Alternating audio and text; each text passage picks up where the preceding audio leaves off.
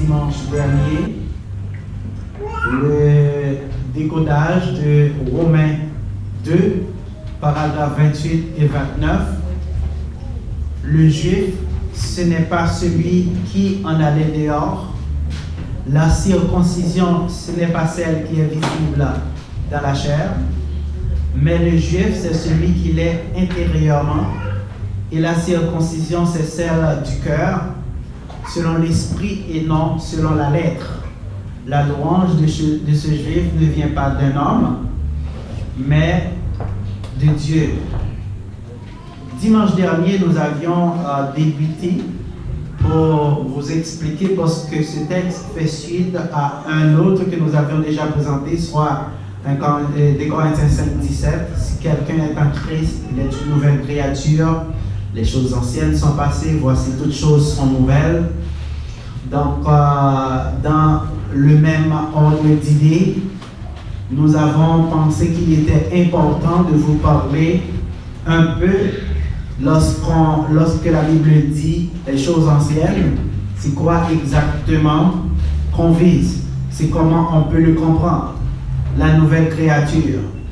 Nous vous avons aussi expliqué qu'il y a deux volontés que Dieu a exprimées à travers le temps. Une première volonté pour un peuple, le peuple juif, et une seconde volonté pour toute l'humanité. Aujourd'hui, nous allons rentrer dans le texte à fond, où nous allons analyser pour vous, parce que pour comprendre ce que Paul avait dit par le juif, ce n'est pas celui qui l'est dans sa chair, mais dans son cœur.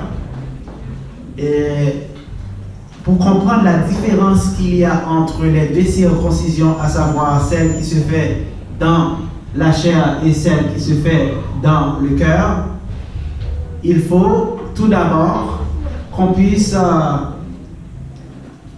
se rendre dans le texte original, à savoir le grec où nous lisons Oude he ento phanero en sarki peritomel. Ici, c'est une séquence du texte, parce que c'est cette séquence qui nous intéresse le plus. Nous voyons Oude qui est un adverbe de négation signifiant et ne pas. Et son rôle, c'est de modifier le verbe de la proposition précédente. Donc, Oude se place après un membre de phrase négative. Donc, si on avait une phrase positive, on aurait de préférence Kaihouk pour les étudiants intéressés à la langue originale, soit le grec. Donc, au début du paragraphe 28, nous lisons Ou gar ho entophanero Iudaios estin. En effet, le juif, ce n'est pas dans la marque visible qu'on peut remarquer, qu'on peut voir dans la chair. Et il continue pour dire, mais par contre, ou des. Donc ici, chers amis, lorsqu'on parle de juif, tout d'abord, avant de continuer, il faut voir un individu qui était né dans la famille, dans la lignée d'Abraham.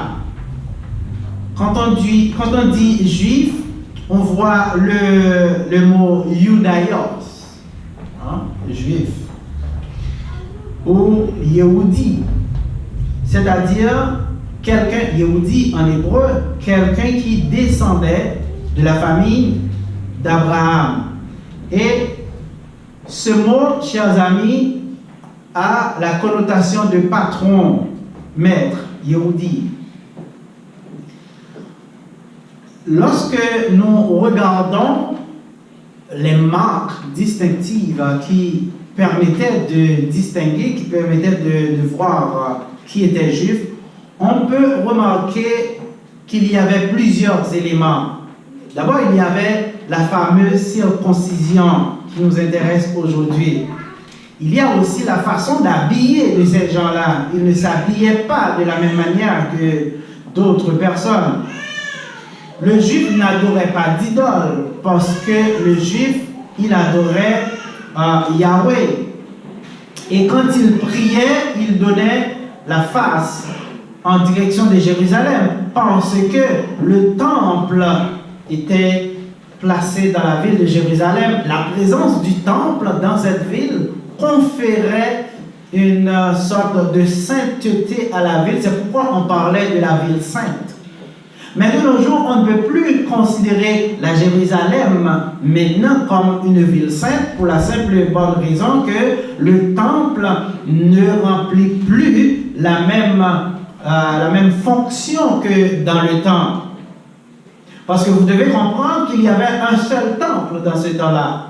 Et le seul temple se trouvait à Jérusalem. Et c'était à ce seul endroit qu'on pouvait prier Dieu, avoir un contact avec Dieu. C'est pourquoi le juif dans la diaspora, dans les pays éloignés de Jérusalem, devait chercher la direction où se trouvait Jérusalem pour donner face à Jérusalem, pour prier afin que sa prière puisse être entendue. Chers amis, le juif qualifiait, considérait toutes les autres nations, tous les autres peuples comme des incirconcis, comme des païens. C'est pourquoi vous allez voir qu'il utilisait même le mot incirconcis. Donc, incirconcis, c'est le contraire de circoncis.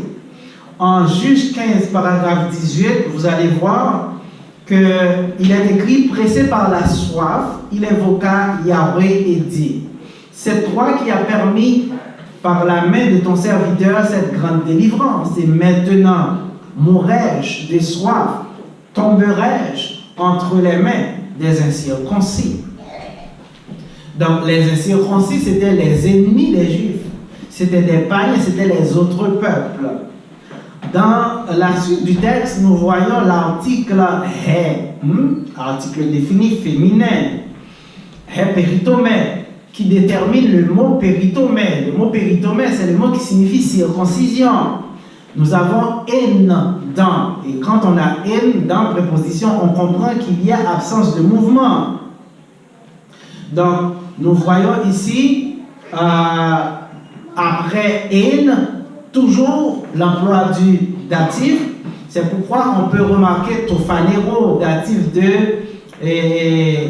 tofanero.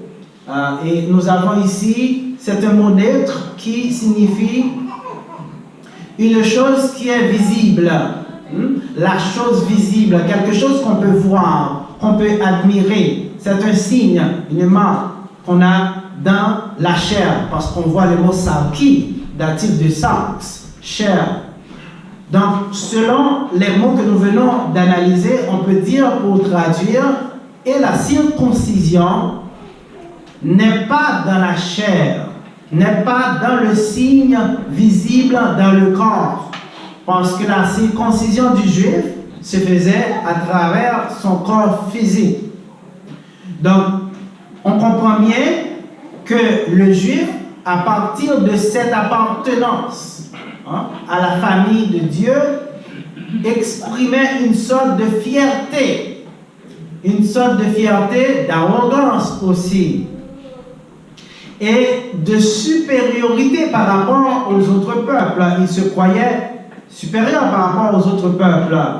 En effet, dans ce temps, ils avaient le privilège d'avoir contact avec Dieu exclusivement, et aucun autre peuple n'avait ce privilège. Mais à part la circoncision, Yahweh avait encore imposé plusieurs conditions pour que le peuple puisse bénéficier et rester demeuré dans l'alliance qu'il avait faite à Abraham. La circoncision était une chose, Genèse 17, paragraphe 10, vous pouvez lire. Donc celui qui n'était pas circoncis était considéré comme un rebelle et il devait être retranché, c'est-à-dire exilé de son peuple. Il ne pouvait pas demeurer au milieu du peuple. Regardez Genèse 17, paragraphe 14. Un mâle incirconcis qui aura qui n'aura pas été circoncis dans sa chair sera exterminé du milieu de son peuple. Il aura violé mon alliance. Ça, c'est Yahweh qui avait parlé. Parce que l'alliance que Yahweh, à partir de l'alliance que Yahweh avait faite avec Abraham, donc tout mal devait se faire circoncire.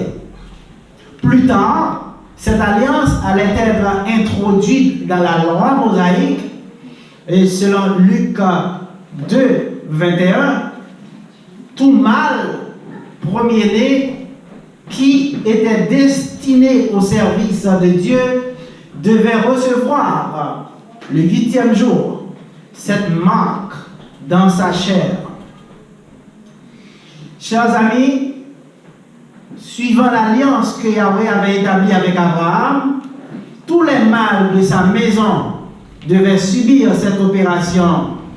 Mais c'est quoi la circoncision? La circoncision, c'est une chirurgie qu'on pratique de nos jours encore, qui consiste à enlever le prépuce. Le prépuce, c'est quoi? C'est le repli de peau qui recouvre le gland du mâle. Donc, on enlève, on coupe ce pot-là, et puis on l'enlève pour mettre le gland du mâle à nu. C'est ce qu'on appelle la circoncision. Donc, vous comprenez qu'on ne peut pas circoncire une femme. Parce qu'une femme n'a pas le même sexe qu'un homme. Donc, maintenant, quand on voit la circoncision selon la loi de Moïse, comme on avait vu ce matin, eh bien, c'était un signe important dans la chair que tout mâle premier-né devait avoir. Et c'est pourquoi on présentait au temple le mâle premier-né de la famille. Mais de nos jours, on peut remarquer que certaines personnes disent qu'on va présenter des bébés au temple et que ces présentations se font alors qu'il s'agit d'une fille. La loi dit tout mâle premier-né. Qu'est-ce qu'on ne peut pas comprendre dans tout mâle premier-né? C'est la 5e fille de la famille, mais on la présente au temple, selon la loi de Moïse. Et tout le monde le répète comme des aveugles. Mais c'était spécifique à chaque mâle, mais premier-né de la famille, pas n'importe qui. Genèse 17, paragraphe 12. À l'âge de 8 jours, tout mâle parmi vous sera circoncis. À 8 jours. C'était la loi de Yahweh qu'il avait donnée à Moïse. Mais le premier qui a subi la circoncision, c'était Abraham. Parce que Abraham, c'est le père de la lignée salvatrice. C'est lui qui avait reçu l'appel de Yahweh. Et Yahweh a fait son alliance à Abraham, a fait une promesse à Abraham, a traité une alliance, a conclu une alliance avec Abraham. Et c'est pourquoi Abraham, pour montrer l'acceptation de l'alliance de Yahweh, Abraham s'est fait circoncis à l'âge de 99 ans. La première circoncision, Abraham l'a reçue à l'âge de 99 ans et son fils Ismaël, son premier-né, l'a reçu à l'âge de 13 ans.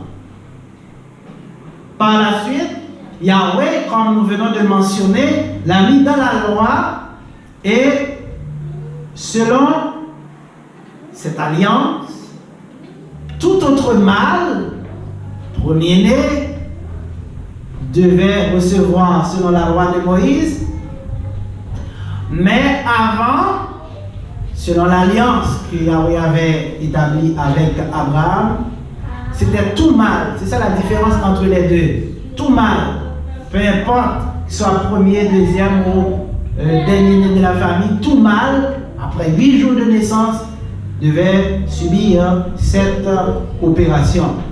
Durant la période mosaïque, on donnait un nom à cette alliance. Si vous regardez Lévitique 12, paragraphe 1 à 8 et Luc 2, 21 que nous venons de citer également, vous allez voir que cette alliance a été incluse dans la loi mosaïque. Mais on appelait cette alliance Habereshi Hamula. Habereshi Hamula en hébreu et en grec, les Grecs appelaient cette alliance Hediateke Peritomé. Hediateke Peritomé, c'est-à-dire l'alliance de circoncision. Donc, pour être juif, il fallait recevoir inéluctablement la circoncision de la chair. C'était très important parce que cette marque caractérisait, faisait remarquer l'appartenance d'une personne, d'un mâle, à la famille juive. Et les Juifs étaient devenus très fiers de cette circoncision qu'ils snobaient. Je m'excuse l'anglicisme, qu'ils se considéraient supérieurs par rapport aux autres nations, à tel point qu'ils caractérisaient les autres nations d'incirconcis. Apérithmétos, incirconcis. Ou bien, en hébreu, on voyait le mot arel, c'est-à-dire quelqu'un qui n'avait pas reçu la circoncision dans la chair. C'était les païens. Et ces gens-là n'avaient pas non plus le droit d'habiter, le droit de citer en Israël, Éphésiens 2, paragraphe 12. Le juif s'identifiait comme descendant d'Abraham, enfant d'Abraham, et il en était fier. Parce que non seulement il était circoncis dans sa chair, mais il observait des règles morales et sociales qui étaient édictées par Yahweh. En Jean 8, 39, Jésus-Christ avait fait remarquer aux Juifs qui avaient la circoncision dans la chair et qui refusaient d'obéir à la parole de Dieu. Il leur disait, puisqu'ils étaient des menteurs, que le diable était leur père. Si vous regardez Jean 8, 44. Mais au paragraphe 39, lorsque Jésus-Christ leur faisait remarquer qu'ils n'étaient pas dignes d'être des descendants d'Abraham, qu'ils ignoraient qui était leur père, et ils ont pris ces propos au pied de la lettre en disant au paragraphe 39 de Jean 8, notre père c'est Abraham. Et Jésus leur répond, si vous étiez enfant d'Abraham, vous feriez les œuvres d'Abraham. C'est-à-dire, vous accepteriez la vérité, la parole de Dieu. Chers frères et sœurs, sachez que l'Ancien Testament, sous l'Ancien Testament, celui qui portait la marque visible de la circoncision dans sa chair était considéré comme incirconcis. Malgré la marque visible dans la chair, ce juif pouvait être considéré comme incirconcis parce que tout simplement, ce juif agissait d'une manière contraire à la volonté de Yahweh. Donc on peut comprendre par là que la circoncision dans la chair n'avait pas une importance capitale pour le salut.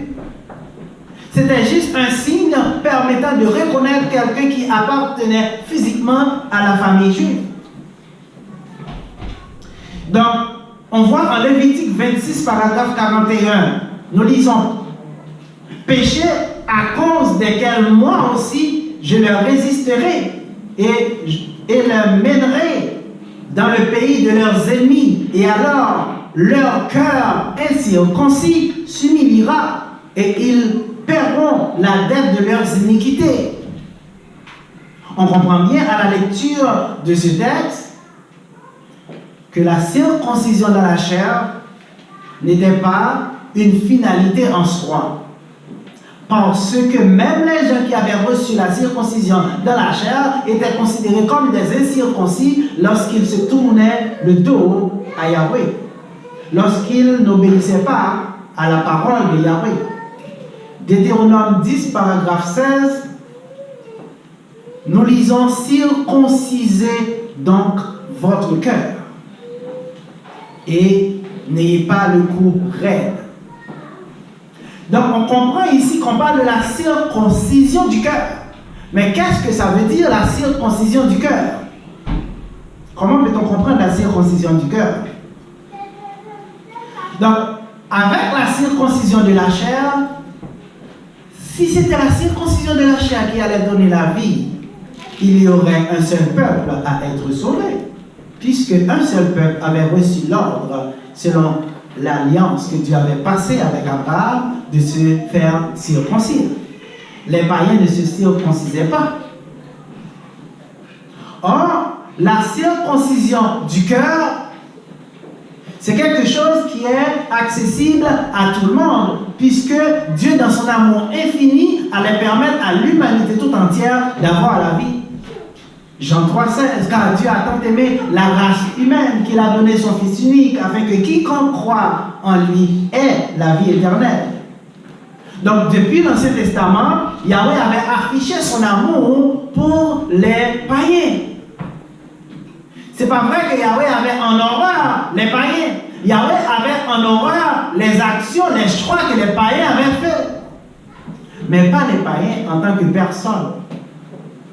Yahweh aimait toutes ses créatures, tous les hommes. Et c'est pourquoi nous pouvons lire en Deutéronome 10, paragraphe 17 à 18, Yahweh, car Yahweh, votre Elohim, est l'Elohim des Elohim, le Seigneur des Seigneurs, l'Elohim grand, fort et terrible, qui ne fait point exception de personne et qui ne reçoit point de présent, qui fait droit à l'orphelin et à la veuve, qui aime l'étranger et lui donne de la nourriture et des vêtements, parce que le païen, l'incirconcis, était considéré comme un étranger. Et Yahweh aime l'étranger. Donc, chers amis, la circoncision du cœur, dont il est question ici, implique l'intelligence, implique la compréhension. Parce que quand on a le mot cœur cardiaque, il ne faut pas voir l'organe circulatoire du sang dans les veines et les artères du corps humain. Mais il faut voir le siège des désirs, le nous, la pensée, là où on prend les décisions, où on peut décider, agir, choisir. Et c'est pourquoi quand on parle de changement, conversion, on voit métanoïa, méta, comme on a vu ce matin, changement, nous, esprit, pensée. Donc, la circoncision du cœur, c'est une expression qui explique que la personne qui a reçu cette circoncision est quelqu'un qui est né de nouveau. Parce que c'est la parole de Dieu qui produit, qui opère cette intervention chirurgicale dans le cœur. Et il n'y a pas seulement la circoncision du cœur, il y a aussi la circoncision des lèvres. On peut avoir le cœur et les lèvres circoncises. Exode 6,12, Moïse disait, « Voici, les fils d'Israël ne m'ont point écouté. Et comment le Pharaon m'écoutera-t-il, moi qui suis incirconcis de lèvres ?» Incirconcis de lèvres, ça veut dire quelqu'un qui n'a pas la parole facile, qui ne s'exprime pas correctement. C'est une explication qu'on peut trouver à lèvres incirconcises. Et en Jérémie 6,10, nous voyons, le prophète a écrit, « À qui parlerai-je? Et qui avertirai-je pour qu'ils entendent? Voici, leur oreille est incirconcise et ils ne peuvent prêter attention. Voici la parole de Yahweh est en opprobre parmi eux. Ils ne trouvent point de plaisir. » Donc, la circoncision des oreilles, c'est la capacité d'avoir l'habileté d'avoir une oreille qui est sélective, qui n'accepte pas de recevoir n'importe quel message. Donc les chrétiens sont des gens qui ont les oreilles circoncises. Pourquoi? Parce que dès que vous racontez des choses qui ne sortent pas de la parole, de la doctrine du Christ, le chrétien ne peut pas l'accepter. Le chrétien se sent mal à l'aise parce que ce n'est pas la vérité. Donc, les oreilles circoncises nous permettent d'avoir la possibilité de distinguer un bon message d'un faux message. Donc, c'est une attitude qu'on a par rapport à ce qu'on reçoit comme message, puisque, comme vous le savez, la foi que nous devons développer prend naissance à partir du message reçu. Romains 10, 17. La foi vient du message, et le message n'est autre que la parole de Yahweh. Donc, chers amis, en Jérémie 9, paragraphe 25, Yahweh a dit: voici les jours viennent où je châtierai tous les circoncis qui ne le sont pas de cœur. Qu'est-ce qu'on peut voir ici? Le mot cœur en hébreu, leb, c'est la même chose que le cardia et non siège de désir que nous venons de vous expliquer tantôt. C'est le siège de la compréhension, du sentiment, des pensées, des émotions. Donc Yahweh a dit: je châtierai tous les circoncis de chair qui ne le sont pas de cœur. C'est-à-dire toutes les personnes qui font partie de la nation juive, qui avaient reçu la circoncision dans leur chair, mais qui refusent d'obéir à ma parole, mais qui refusent de marcher selon mes préceptes, selon mes commandements. Je châtierai ces incirconcis de cœur, même s'ils sont circoncis de chair. Cette prophétie faite par Jérémie le prophète a trouvé son accomplissement dans l'œuvre du Christ. En effet, si vous lisez Colossiens 2, 11, 12, Paul a dit: et c'est en lui que vous avez été circoncis, d'une circoncision que la main n'a pas faite, mais de la circoncision de Christ, qui consiste dans le dépouillement du corps de la chair, ayant été enseveli avec lui par le baptême. Vous êtes aussi ressuscités en lui et avec lui par la foi en la puissance de Dieu qui l'a ressuscité des morts.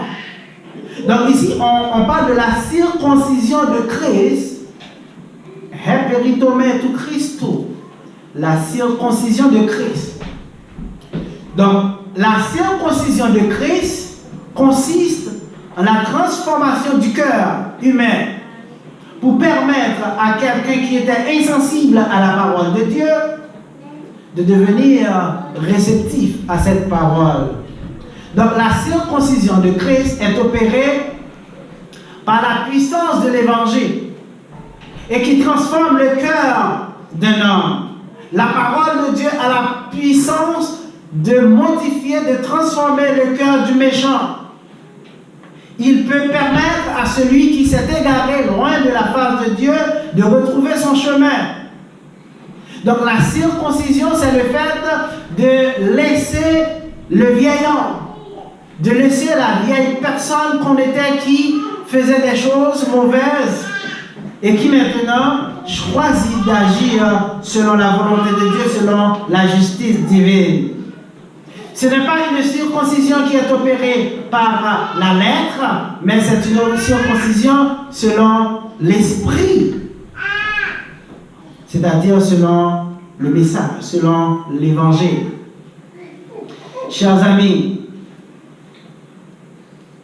Paul voulait faire remarquer la différence qui existe entre ces deux types de circoncision. C'est pourquoi il a utilisé Allah. Allah, c'est-à-dire par contre, c'est une marque d'opposition. Il veut mettre une opposition entre la première et la deuxième circoncision. Et la circoncision de cœur dans l'esprit et non dans la lettre. Donc la circoncision de cœur est celle qui ouvre la porte du salut aux croyants. Tous les croyants qui ont reçu l'évangile dans leur cœur ont subi la circoncision du cœur. Donc cette nouvelle circoncision a redonné la vie à notre vieil homme, l'a transformé en une nouvelle personne. C'est pourquoi nous avons donc été ensevelis par le baptême. On a été mort, enseveli. On est ressuscité. Et on vit en nouveauté de vie. Romains 6. Lorsqu'on est baptisé, on est mort et enseveli avec Christ. Lorsqu'on sort de l'eau, on est ressuscité. Et comme on continue à vivre, on va apparaître comme une nouvelle créature. Donc, chers amis, il faut comprendre que nous devons recevoir l'Évangile pour être engendrés.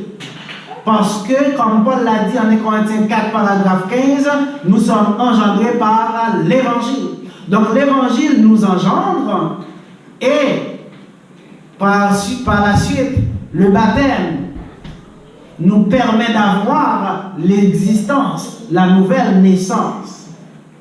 Donc, celui qui n'accepte pas l'Évangile, qui n'accepte pas que Christ est mort, qu'il est enseveli, qu'il est ressuscité, qu'il est apparu à ses faces, cette personne n'est pas une nouvelle créature. Cette personne n'a pas une existence spirituelle. Parce qu'il faut passer à travers ce processus pour bénéficier de la nouvelle naissance. On peut être vivant physiquement, mais on est mort spirituellement. Tous ceux qui n'acceptent pas l'Évangile sont des morts. Parce que vous êtes séparés de Dieu. Même si vous vivez, vous respirez, même si votre cœur bat encore, même si vous pouvez parler, même si vous pouvez vous déplacer, même si vous pouvez faire tout ce que vous pouvez faire suivant votre existence physique, mais devant Dieu, vous êtes mort. Parce que vous n'acceptez pas la parole de Dieu, vous n'acceptez pas l'Évangile, vous n'avez pas la nouvelle naissance. Vous n'êtes pas une nouvelle créature. C'est par l'Évangile qu'on acquiert cette nouvelle naissance, par le baptême. Donc, c'est aussi les gens qui ont reçu le baptême qui possèdent des oreilles et des lèvres circoncises. Donc, nous qui sommes chrétiens, nous avons le cœur circoncis, les lèvres circoncises et les oreilles circoncises. Ça veut dire que nous avons la parole de Dieu dans notre cœur. Nous entendons le message. Nous pouvons apprécier le message qui vient de Dieu à travers nos oreilles. C'est pourquoi nous ne pouvons pas, il est impossible pour nous d'entendre, d'avaler, d'écouter n'importe quoi. Le mensonge, ça sonne faux à nos oreilles parce que nous avons des oreilles circoncises. C'est de la même manière lorsqu'on parle des oreilles chastes. On ne peut pas entendre n'importe quel propos par le biais de nos oreilles parce que nous avons des oreilles circoncises. C'est la raison pour laquelle nous ne pouvons pas dire n'importe quoi.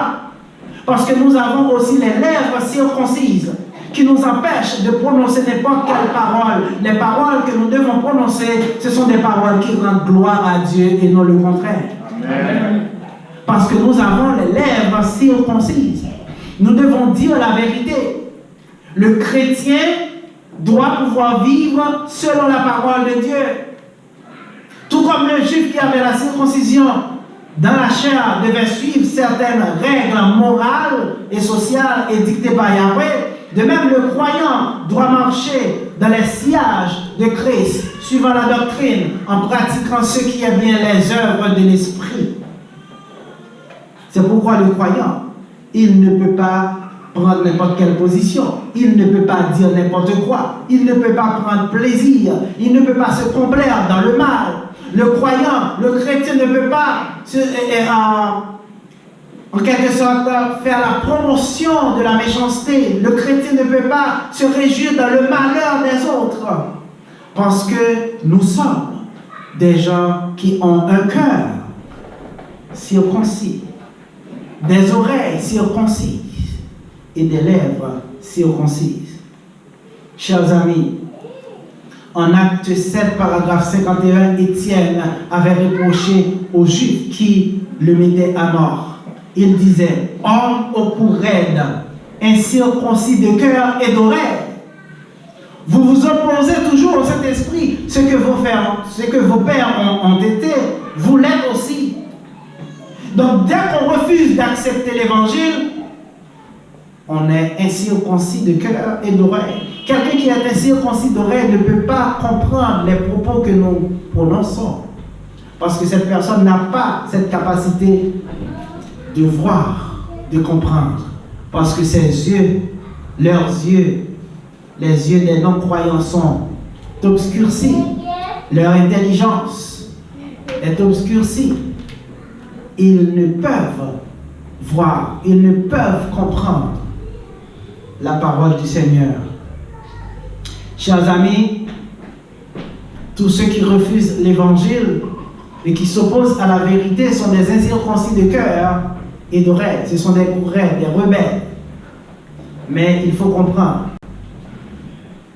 qu'il est toujours possible de renoncer, de remédier à cet état si vous acceptez l'évangile, parce que c'est par l'évangile que vous avez la circoncision du cœur. Par la circoncision, le juif faisait partie du peuple qui descendait directement de la lignée d'Abraham, qu'on appelait le peuple juif. Donc, le juif, ce n'est pas celui qui a la marque visible dans la chair, mais le juif, c'est par contre celui qui a reçu l'évangile, qui a entendu que Christ est mort, qu'il est enseveli, qu'il est ressuscité, qu'il est apparu à ses faces, qui a répondu à cet appel par le baptême, qui a été engendré par la persuasion de l'évangile et naître par le baptême. C'est cette personne qui constitue le vrai juif selon Dieu. Parce que c'est cette personne qui aura la vie éternelle lorsque Jésus-Christ va revenir au dernier jour pour prendre l'Église et remettre à son Père, selon 1 Corinthiens 15, 24. À ce moment-là, vous allez comprendre que c'est seulement ceux qui se trouvent dans l'Église qui ont reçu l'Évangile, qui se sont fait baptiser et qui ont été ajoutés dans le corps, acte de 47 par le Seigneur, qui auront à trouver la vie au dernier jour. Donc c'est le juif spirituel. Nous sommes tous des juifs spirituels et non des juifs physiques. Parce que devant Dieu, la chair n'a aucune importance. Parce que la chair va pourrir en terre. Poussière tu es, poussière tu redeviendras. Mais notre âme subsistera à jamais. Et c'est notre âme qui a cette qualité de bénéficier de la vie éternelle. Parce que notre âme, elle est éternelle. L'âme ne meurt pas, mais le corps meurt. Si vous voulez avoir cette assurance de bénéficier de la vie au dernier jour et d'être un juif à part entière, ce n'est plus nécessaire d'avoir la circoncision physique.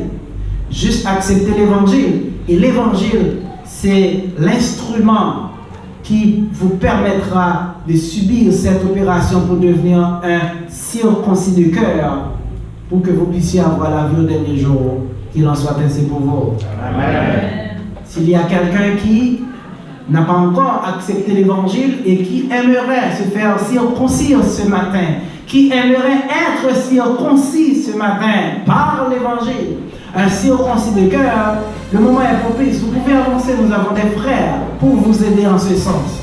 Si tout le monde a déjà fait le bon choix et que vous êtes déjà ajouté dans le corps, dans la communauté, dans le royaume de Dieu, c'est très bien.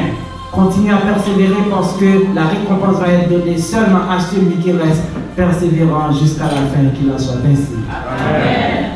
Mettez-vous debout pour terminer, s'il vous plaît. Yahweh des ciels, Dieu d'amour, Dieu de bonté, Dieu de miséricorde, toi qui vis éternellement, nous te remercions de ton amour, de ta grâce et de ta bonté infinie. Merci d'avoir fait de nous des circoncis de cœur. Tu nous as permis d'avoir cette qualité, d'avoir des oreilles et des lèvres circoncises pour pouvoir marcher, agir, parler selon ta volonté.